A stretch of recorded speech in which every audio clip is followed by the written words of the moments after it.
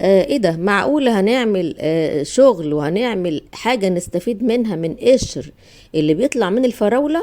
اه، هعمل لك حاجة حصري زي ما انا قايلالك في عنوان الفيديو، حصري على قناتي، ازاي استفيد من القشر اللي بيطلع او الورق اللي بيطلع من الفراولة. خليكي معايا شوفي هنعمل ايه من الورق ده.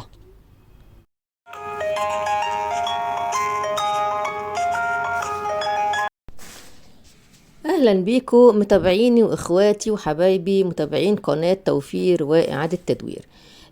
فيديو النهاردة ان شاء الله بكلمك زي ما هو مكتوب في العنوان. هعمل لك فيديو حصري. بصراحة انا عن نفسي اول مرة افكر في الحكاية دي، وطبعا فكرت ان انا اصوره علشان اعمل لك الفيديو، لكن انا طبيعي بستخدم القناع ده. شوفيني هعمل لك ايه من القشر اللي قدامك بتاع الفراولة. انا قبل كده عملت القناع بتاع الفراولة نفسها. لما عملت شوية فراولة كانوا خسرانين عندي، بدل ما ارميهم عملت منهم قناع مغذي مفيد صحيا، كله فيتامينات، بيغذي سواء منطقة الرقبة او الوجه عموما، وبرضو بتحطيه على الايدين، بيبقى بصراحة في منتهى الفايدة وجميل جدا. دلوقتي احنا النهاردة هشتغل على الورقة بتاعة الفراولة. كلنا لما بنيجي ننضف الفراولة الورقة الخضرة دي بتترمي، مع ان يا جماعة الورقة الخضرة دي فيها كمية فوائد هايلة جدا. من اهم المواد اللي موجودة فيها هي عناصر الحديد والكالسيوم. خدوا بالكم من النقطة اللي انا بقولك عليها دي. الورقة دي احنا بنسميها علميا الكأس بتاع الثمرة. طبيعي انه الفراولايه هي دي الثمرة دي بتبقى مسنودة على حاجة سندها من تحت. اي ثمرة بيبقى ليها كأس بنسميها الكأس، الاخضر ده الكأس، سواء البرتقال الفراولة اي حاجة بيبقى ليها من تحت ايه، كأس تتسند عليه. انا النهاردة هعمل لك شغل من الورق اللي انت شايفاه ده، اللي هو مسيره كان هيروح يترمي ومش هنستفيد منه بحاجة. خليكي معايا شوف هنعمل منه ايه. هنبدأ بقى نجمع الورق. كل الورق الاخضر زي ما انا قلت لك، ان طبعا احنا قلنا اسمه علميا الكأس بتاع الثمرة، للي يعني ما يعرفش ان هو اسمه كده. بدأت اجمع الورق الاخضر كله، وهبتدي اغسله اكتر من مرة، علشان طبعا الفراولة اساسا مزروعة في رمل، وطبيعي بيبقى الورق او الفراولة نفسها بنحتاج دايما ان احنا نغسلها عشان الرمل. بدأت اجمع الورق كله، وزي ما انا بقول لكم يا جماعة ان الورق الاخضر ده حاجة ممتازة جدا جدا. وانا عن نفسي بعتذر ان انا ما عملتش القناع ده وما صورتوش ليكو قبل كده، لاني انا طبيعي انا بعمله وطبعا متأكدة وعارفة ايه المواد اللي موجودة فيه. طبعا الكل عارف ان انا كيميائية، فمش هعمل حاجة هتضر ببشرتي او مثلا مش هستفيد منها. بدأت بقى ان انا اجمع الحاجة، وابتدي اشوف الخطوة اللي جاية هنعمل فيها ايه. هبتدي بقى خطوات الوصفة بتاعتي. دلوقتي انا هاخد كمية من القشر، وهبتدي احط عليها شوية من لبن البودرة، وشوية من النشا. عايزة تحطي كمية من الزبادي لك مطلق الحرية، عادي ممكن تحطي زبادي بدل ما تحطي لبن البودرة. وهتحطي معاهم ايه، لو انت برضو عايزة تضيفي ليهم معلقة عسل نحل مفيش مشكلة خالص. يبقى احنا المكونات اللي هنحطها معلقة نشا، لبن بودرة، ومعلقة من العسل لو انتي عايزة معلقة عسل.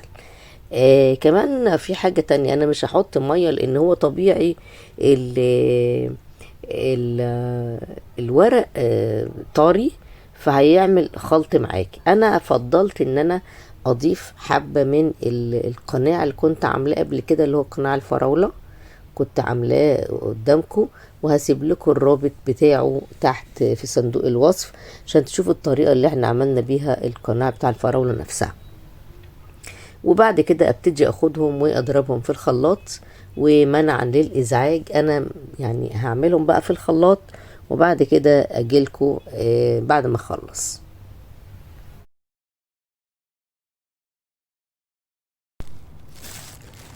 رجعت لك بعد ما عملته في الخلاط، وقلت عشان ما تزعجكوش. وادي طبعا القوام اللي انت شايفاه قدامك، هو ده كده القناع اللي هو طلع من الخلطة اللي انا عملتها قدامكم.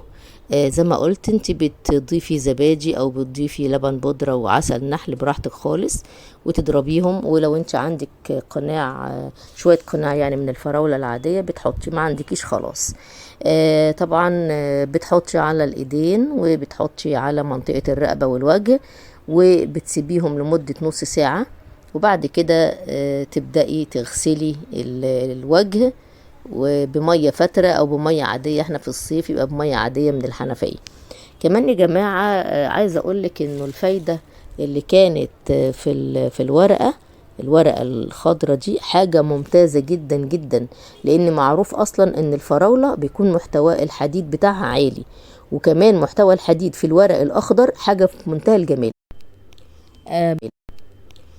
بصراحة بيبقى أعلى من الثمرة بتاعة الفراولة نفسها. يعني الورق الأخضر بيبقى أغنى بعناصر الحديد والكالسيوم أكتر من اللي في الفراولة. عشان كده أنا زي ما بقولك انتي لما هتدهنيه على الوجه وعلى منطقة الرقبة وهتسيبيهم بتاع نص ساعة كده، طبعا بيعيد للبشرة بتاعتك الحيوية والنضارة. كمان لو انت عندك ارهاق بعد عمل بتحطي القناع، بتشوفي بقى النتائج بعد ما تحطيه مرة واتنين وتلاتة. انت ممكن تعملي في الاسبوع مرتين او 3 مرات. طبعا زي ما احنا قلنا انه دي اقنعة احنا كنا جربنا. يعني انا بجرب الحاجة الاول يا جماعة، وبما اني يعني انا عارفة المكونات بتاعتها ايه الكيميائية، مش معقول هروح اعمل حاجة تضرني وما تفيدنيش. ولكن انا لما بلاقي الحاجة دي مفيدة واستفيد بيها، فبدل ما ارميها لا خسارة طبعا ما اروحش ارميها، انا بستفيد بيها وبعمل بيها حاجة تفيدني وتفيد صحتي، مش هتضرني ولا حاجة. زي ما انت شايفة قدامك كده بيبقى بصراحة قناع مفيد جدا جدا وممتاز.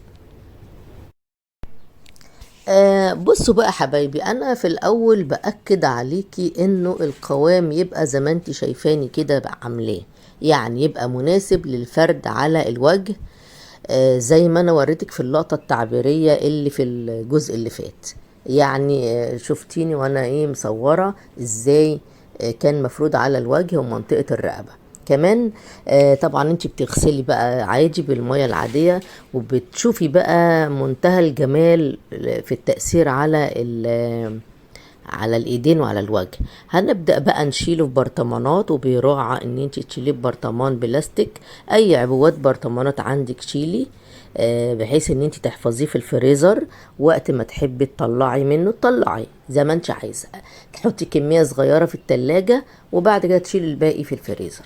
كمان يا جماعه انا زي ما بقولك انه انت ليكي مطلق الحريه تشوفي الاضافات اللي انت عايزاها حسب مزاجك. يعني عايزه تزودي لبن بودره براحتك، عايزه تزودي عسل براحتك، دي حاجه ترجع لك. بعد بقى ما هتشيليه في الفريزر، تطلعي زي ما قلنا وقت ما انت عايزه. وفي الاخر وفي الاول احنا عملنا حاجة من حاجة كانت راح تترمي، وبعدين هم بيبيعوها لنا بالشيء الفلاني، بيقولك اقنعة، الاقنعة دي اقنعة طبيعية. يا ريت ان انت تستفيدي من الفكرة اللي انا بقدمها لك. انا خلصت كده خلاص يا جماعة النهاردة القناع بتاعنا اللي هو اتعمل من الورقة الخضراء بتاعة الفراولة بدل ما كنا هنرميها. وفكرة بصراحة جميلة جدا، لو هتعمليه مش هتندمي. بفكرك كمان دلوقتي بالفيديو بتاع الفراولة اللي هو قناع الفراولة، بس لما خدت شوية فراولة خسرانين، وانا هحطلك صندوق الوصف الرابط بتاعه بالكامل علشان تقدري تعرفي احنا استخدمنا ايه وايه الاضافات اللي حطيناها عليه. كمان انت شايفه هوريكي دلوقتي لقطه بعد ما غسلت الوجه، بعد ما عملت القناع عليه. بصراحه تأثير في منتهى الجمال. يا ريت يكون الافكار اللي انا بقدمها لكم دي بقى بتعجبكم وتكون مفيده، وبرجاء الاشتراك في قناتي وتفعيل زر الجرس، ولا تنسى الاعجاب بالفيديو عشان يوصلكم مني كل جديد ان شاء الله. والى اللقاء في فيديو اخر. باي باي.